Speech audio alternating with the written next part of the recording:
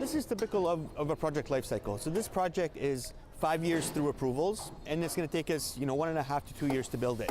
With months to go before this rental building is done, developer Hani Lammam is worried about its future. The city of Vancouver is looking to make changes to its rental incentive program. So when policy changes, when the city decides to change the rules, then the whole project can fall apart. This building is one of the outcomes of Rental 100. The policy gives developers breaks on city fees if they build 100% rental housing. Studio suites here will likely rent for $1,600 to $1,800, market rates, and that, to Councillor Adrian Carr, is the issue. I mean, building rental housing is good, but when it's not affordable for the vast majority of people who are renting and need to rent in this city, there's a big problem, and that's the problem that I'd like to see fixed. Carr thinks a one-bedroom should hover closer to $1,200. Some believe it should be even lower.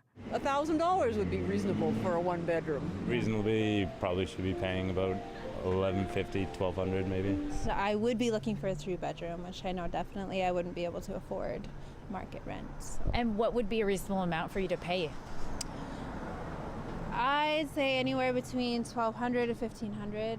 Carr wants incentives to only be given if rental suites are actually affordable. But when his annual return on investment is expected to only be 3%, Lammam is hesitant. The reality is that without these incentives, these projects don't pencil.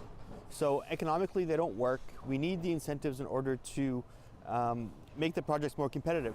This building from Cressey was built in 2009 under the City of Vancouver's first iteration of its rental subsidy program called STIR, or Short-Term Incentive Rental Program. It eventually became Rental 100 as we know it now. Cressey says in order to build more buildings like this one, it needs long-term stable policy. So unless there are policy changes, expect more rental units like these at market rates. Leanne Young, CBC News, Vancouver.